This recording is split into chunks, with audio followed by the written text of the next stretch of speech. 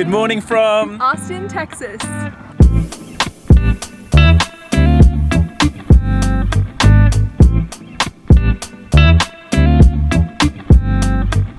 So we've arrived in Austin. We found this amazing park that you can come and stay in if you're in a van doing van life or RVs. It's called Zyka Park, right in the center of town. It's literally the dream situation.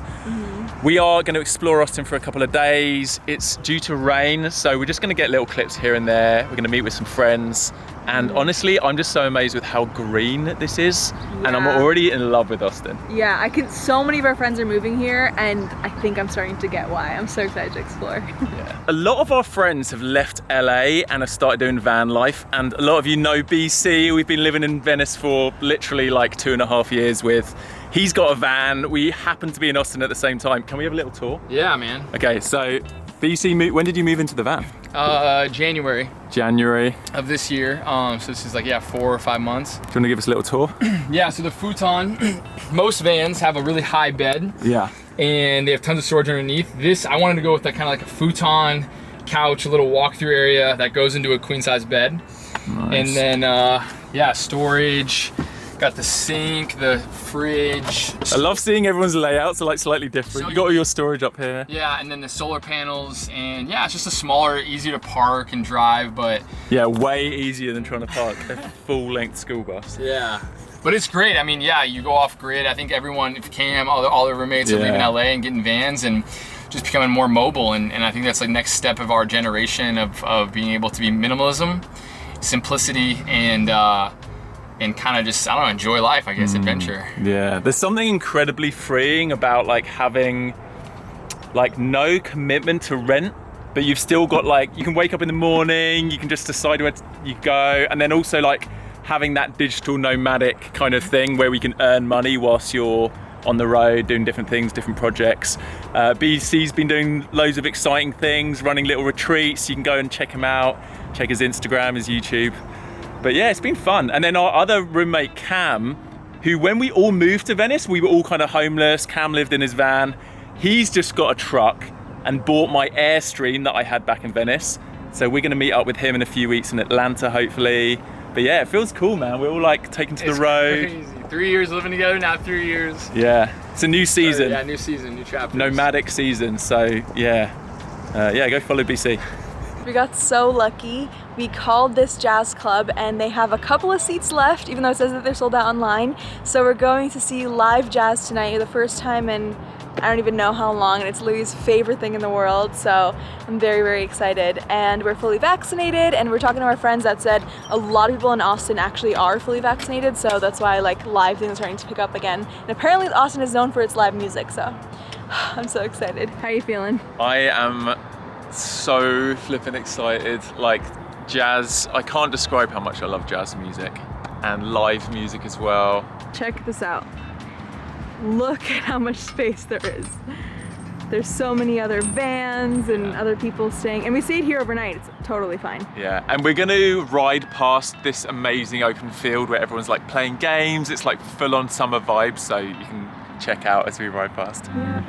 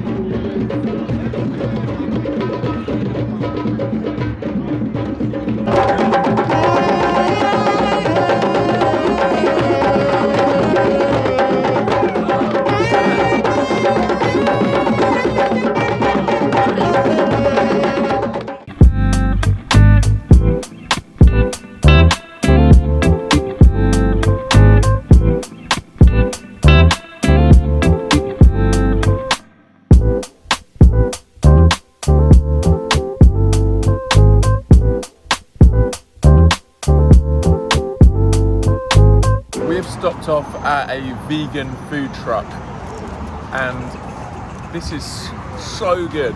It's Conscious Cravings. I have a spicy chickpea wrap. What did you get, Raya? Portobello mushroom wrap and spinach smoothie. Oh, so good. And we're sharing some rosemary fries. Yeah.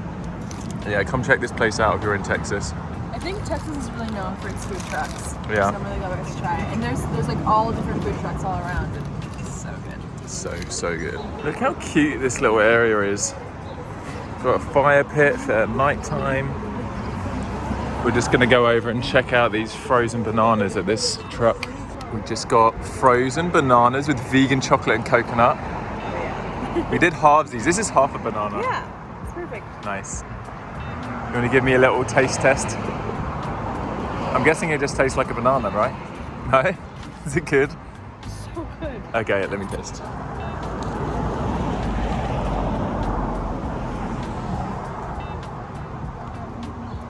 Wow. How have we never done this? It's like the healthier version of ice cream. Oh wow. How have I never had a frozen banana? Never had one? No. Oh my gosh. Highly recommend. So whilst we've been in Austin, we've met up with some friends, new friends actually, Yes. Nick and Aubrey, and they are the veteran van lifers on YouTube, and we hung out all last night, just had stayed up to almost 2 a.m. chatting about life and van life, and I thought it'd be cool just to do a little bit of a Q&A, Absolutely. just to get some advice, because we're so new to the van life, bus life, Yeah. and I just thought it'd be cool to Right. get some of your knowledge and inspiration. Hey, we've made the mistakes, brother. Yeah. We have made the mistakes, so maybe We got can 4 years full right, of mistakes. steer you clear of Yeah. a few bad decisions. You know? And it's cool as well because we've done a little bit of a collab where they just did a little bit of a Q&A, and they're going to do a tour of the bus on their Totally. channel. And but yeah, And it's, they also drove all the way down to Argentina. So you Yes. guys know we're trying to drive down to Costa Rica. So definitely getting a lot of tips on that, like how to get there, Absolutely. best Yeah. roads. Yeah. so I guess the first question for me is if there's let's just say 3 essential pieces of information or knowledge that you would have loved to know right at the beginning that Right. you learned along the journey. Yeah. Essential things that you're like, oh, if only I knew about this. Are you talking functional things, or are you talking to just Either functional or just life impacting, whatever. Sure. Okay. Things that you think could save us a lot of Yeah. heart, Headache and headaches and sweat. hassles. Sure. Okay. Okay. You got one off the top? How do we Okay, well, one essential thing, and I think you might have already made a good decision here, but I'll steer anyone else clear from the bad one. Taking a rig down to Latin America of any kind is going to put a lot of wear and tear on your rig, right? Yeah. So get a rig that you know is going to be solid and that you can repair, because we got a Mercedes van, and every time that van broke, we would have to ship parts from the United States, No way. pay premium on repairs, and we paid Super expensive. the value of the van Yeah. and repairs along the way. So Wow. probably what is the bus? Is it a... It's a international. The engine's an international Navistar. Yeah. It's a '96, so it's a mechanical engine, which everyone tells me is amazing because Yeah. You can get in there if yourself. You've got electronic computerized That's stuff. our problem, That's exactly. where people don't know what to do, but because Yeah. it's purely mechanical. Yeah. That's awesome. You're Okay, gonna find so- either Right. you'll be able to figure it out, Yeah. or somebody else That's will right. be So able to then figure out you've the already cheat. missed, I guess, tip Yeah. number Yeah, one. yeah, that's really good. I would say another one I would have is that we've traveled through 20 different countries driving on the ground, talking with police officers, going to areas that the U.S. said was code red, whatever, don't go here. And we've got nothing but generosity, kindness, hospitality.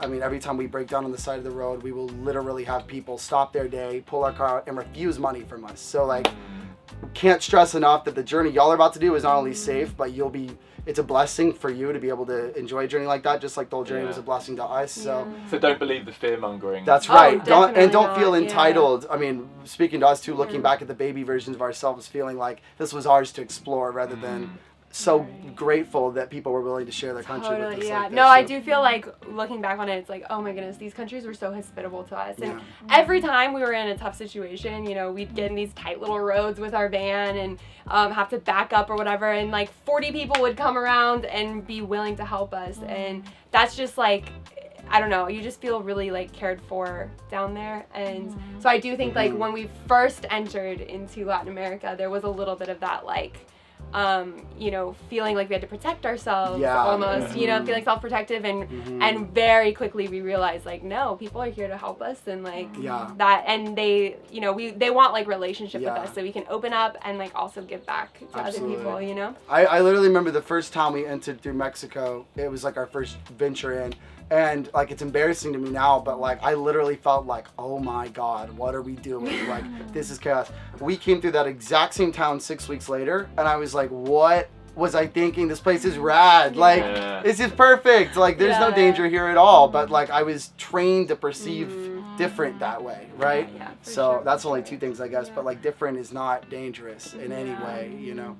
It's a blessing for us to experience. We've definitely found that, like, traveling the world to so many of the countries, that like when Louis around the world flight, he always says Pakistan's his favorite. Totally. Pakistan gets such a bad rap in India, but it was like by far the kindest country. No, we felt that way about Colombia. Like Colombia, everybody thinks it's so dangerous and everything, and no, like everyone was so kind. And then what about more practical advice around like the actual experience of living out of a vehicle? Because I've done a bit of it in the past, but it's like nothing as long term as we're planning now. So long term, what do you think are some key? Okay, here's I have one. Oh, hit it, baby. I think that when you can go anywhere, like we all can now, because you know you have wheels and everything. It feels like every opportunity is one that you can't turn down, because and every single day you have like 16 different opportunities, 16 different places that you could drive to on a whim. And so I think it made us like go really fast, and I wish that we hadn't. Like, I wish that we would have just like sunk in to the beach that we were in, rather than only enjoying it for 2 days. Just like enjoy it for a week. We didn't do that to the last year, and the whole last year was by far the best quality of life. It was like, oh, we're actually enjoying what we've worked so hard and given so much energy to do, rather than just, you know what I mean? At the end of our traveling before COVID hit, we were in Colombia and we were in Cartagena having coffee in this like amazing bookstore. And I remember we looked at each other and we knew we had to like then go and do a tour of the town, and then the next day we were flying someone else. It's like, we're like, imagine if we could just, for a week or two, just come and get a coffee here every morning and sit for hours reading books. Like, I was just, we were like, oh, you'll be there before you know it. So that's the transition I feel like we're going through of like fast-paced travel, and even in the bus, it's like, we haven't figured it out yet, but like, just slowing down. And it feels kind of wrong at first. Being present and not feeling guilty for like, let's just stay here and just chill all day. And like, just be in this experience. You know? There's a river about 8 hours south from here in Mexico, in San Luis Potosí. We'll have to just ship you off there and not let you leave for a couple weeks and read books, and you'll be cured by enough time by that river. You won't want to move. I'd love to know as well as a couple if you have any tips on like obviously sharing a tiny space, and did you like have routines, or were you doing time? What are some of your biggest clashes as well? Oh I mean, we will clash, but like probably like you guys will understand this. We do a lot of social media. We do all our work together. So I feel like the work becomes the space where we kind of like let out the heat, and we'll have to figure that out sometimes. Be like, we're arguing around each other by fighting about work. But like, to be honest, we got together really young. We've already been together 6 years.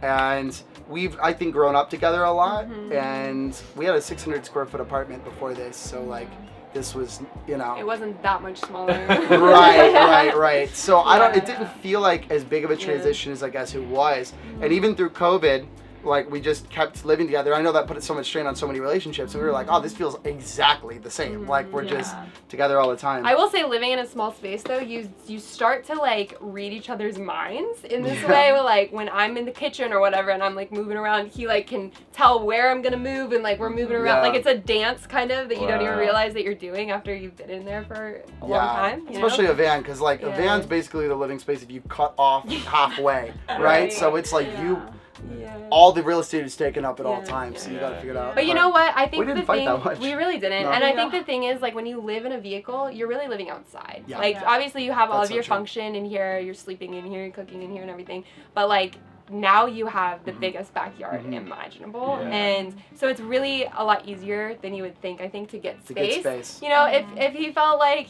he needed some space, or if I felt like I needed some space, you know, he'd go and like read by the ocean, Yup. and I would cook, Yeah. and that was Yup. our time alone. Yeah, You know. yeah, that's so true. I Yeah. feel like the closest thing we got to a routine was meals, because you love being in the kitchen, Mm-hmm. and I would go read on the beach, you know, grab some rum on the beach, doing my part, right? And we get our little alone time. But yeah, Yeah. perfect, Well, awesome. thanks. Of Yeah. course, Sure. absolutely. Hopefully at some stage we get to travel together. I That'd know. be Yeah, we were I talking about that on the way here. know. It'd be fun. Yeah. Well, Yeah. if nothing else, we'll come visit your spot in Costa Oh, Rica. yeah. Oh, for Yeah. sure. Or maybe come down for like, I was maybe thinking, come join like- us on the bus for like one of the legs. Oh, This- that'd be awesome. This spells Yeah. out into a. Oh my god, dude. Wow. Yes, let's Yeah, go. done. Okay. Sold. All right, well, Well, this then you isn't don't have the to end worry yet. about vehicles. Yeah. Just Right. fly down to like Yeah. Guatemala and Yeah. come for like a And couple just of crash the seconds. bed. Oh, that'd be man, don't tempt me amazing. with a good time. Yeah, Be careful what you're. yeah, be careful what you wish for. Awesome. Sweet. Perfect, dude. That was great. I love that.